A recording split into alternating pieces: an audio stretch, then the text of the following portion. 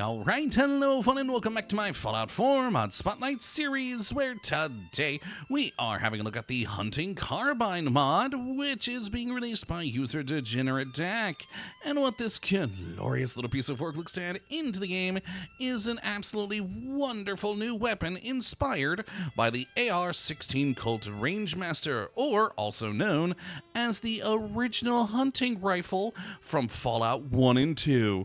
And I love this thing. I just always absolutely adore when modders add in weapons from previous entries in the franchise, because frankly it always confuses me why they have to ignore existing weapons in these games. You know, weapons don't tend to be very regional, so, I mean, they can be sometimes, but yeah, you would expect a thing like the Hunting Carbine to be all over America, so I love having them in here in the game now. So let's jump on over here and have a look at what exactly we are getting with the Fallout 1 and 2 Hunting Carbine, which in its most standard and basic configuration will do 44 damage with a 308 round, with a firing rate of 36, range of 119, accuracy of 58, and a fairly hefty weight of 11.1. Honestly, not too bad, but overall, quite nice indeed. And as you can see here, it is an absolutely beautiful gun. I mean, I really love this thing. It's got lots of great details to it, especially on this side with the, you know, markings on the magazine and just all the mechanism, etc.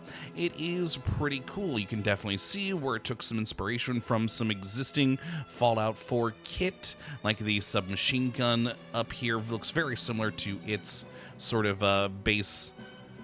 Oh boy, I'm forgetting what that section of the gun's called. Or I guess the lower and upper, I would assume. But of course, with certainly its own differences to it, not actually just copying it straight up. And of course, the wooden furniture on the thing, I just always adore. A gun with metal and wood is the only gun for me. Good times indeed.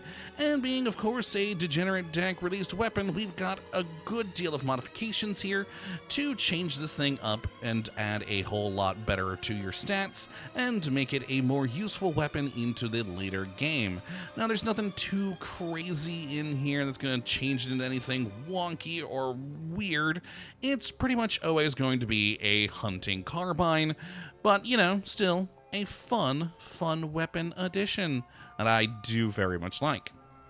Now, as for how you get your hands on one of these lovely things, well, it is pretty darn simple. Once you have reached a level 20, you will start finding these things on Raider bosses, Brotherhood of Steel, Gunners, Minutemen, and of course in vendors. And there is one guaranteed unique version out in the world. Now, I say guaranteed because there is a second unique that you can get if you have the Commonwealth Weaponry Vendors mod also installed. There's a special vendor with that who will have another unique available for this gun. Otherwise, you just get the one singular unique that's from the basic download, which, you know, not too bad at all to have even just the one. But yes, it is a fun looking gun and just a fun one to play with. Though I will say one thing that kind of weirds me out, and we see this in weapon mods all the time, just the hitbox for when it's in the world is a bit weird. I finally got one of them to actually lie on its side like I normally have them displayed, but that took like 10 minutes literally to do. They either stand straight up or, you know, upside down, which is weird. But, oh well, that's not really an actual issue, just an oddity. So let's go take a look at the modifications we do have available for this thing. And like I said, nothing too crazy, but in the receiver category, we've got the pretty typical stuff in here, from standard to hair-triggered, all the way up to advanced. So it's always going to be a semi-automatic hunting carbine kind of a gun. Now in the barrel category, we've got the short, long, and marksman barrel with a light version of each of them, which is pretty cool, having the sort of vented barrel bits up there. Very nice indeed. I quite like the look of them.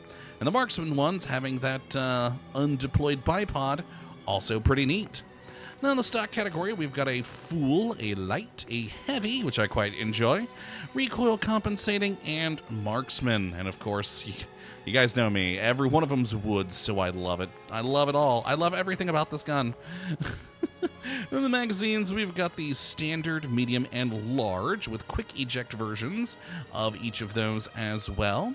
In the science category, we've got a few more things where we've got standard, glow, dot, hollow, reflex, laser, combat, short, medium, and long, and then some more sciencey ones like night vision, recon scopes, thermal scopes, etc.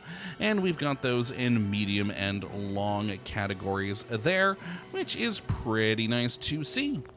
And then the muzzle category, again, pretty typical things here of a bayonet, compensator, muzzle brake, makeshift suppressor, and then a more normal suppressor. And then finally, we've got the accessories category where we've got either nothing, a flashlight, a recon laser, which seems to have lost its textures. Hopefully that gets fixed. I'm sure it will be. It might even be now. This is just the version I have on hand when recording. And of course, then a VATS targeting module, which looks like it probably uses the same textures, just from the look of things. Interesting. But that is it for all the different modifications that we do have available for this thing. So let us head on back out, grab my modified ones. Honestly, not a huge amount to show off with them, considering, again, there's nothing like too crazy and wonky you can turn these guns into, but nonetheless, this is the format. We'll grab the modified versions. But first, test out our just unmodified. I forgot to reload, of course. I've been doing that a lot recently.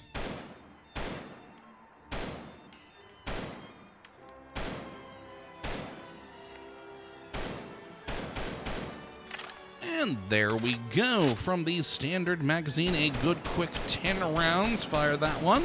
You can see it does have a bit of kick, not a huge amount if we don't actually try and adjust. You can see it really just pops it up quickly, but by the time you're able to pull the trigger again, your gun's pretty much naturally already come down, at least most of the ways. So all in all, it ends up being pretty easy to control, which is always a good thing with any weapon like this, especially a gun that's, a hunting weapon. If you need to put 2 rounds on a target, you're going to want to be able to do that in fairly quick succession. And with the kind of gun this is, turning it into some sort of like marksman gun, that, makes it a lot better not having too much kick there. Now, that being said, we do have a hair trigger one where we can fire a decent amount faster. I mean, the base level firing rate's 36 and the highest with the hair trigger is 54.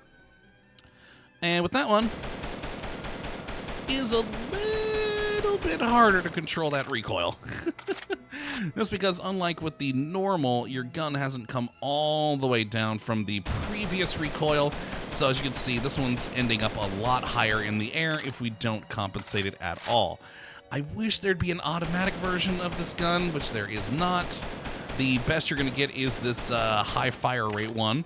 But still, not too shabby at all. Even with the combat scope here, it's still not too bad to keep it on target, even for me. And then, of course, finally, I have a more marksman-oriented one with our Recon Advanced, which also is dealing the most amount of damage that this thing can do without any additional perks, as per usual in these videos, where we're doing 77. But yeah, with the right perks on this thing, you can get that up pretty decently more. But yeah, let's take a look at that. And of course, this one, it's more of a marksman sniper sort of setup.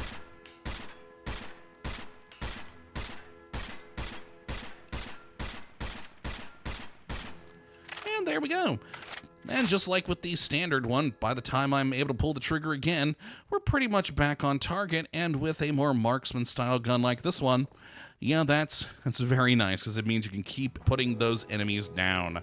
Now let's, of course, grab our usual playmate towards the end of these episodes, and grab our friendly Deathclaw, using our thermal scope here to see him, and die. Oh, he went down.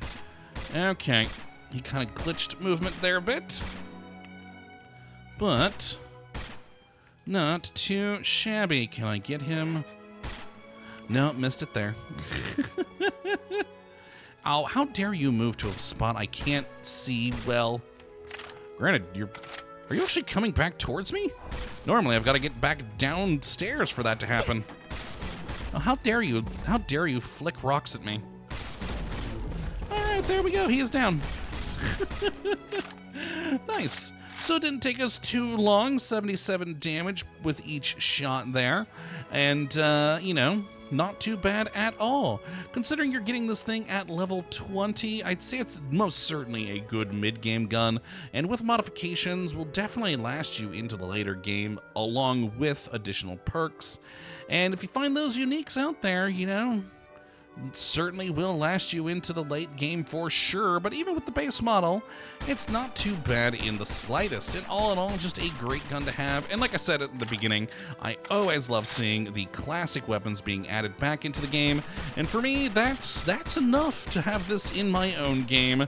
But that is going to be it for this particular episode today. Hopefully you all have enjoyed, and you do come back for whatever mod we do look at next. But until that time, thank you for watching, and as always, well, have a good one.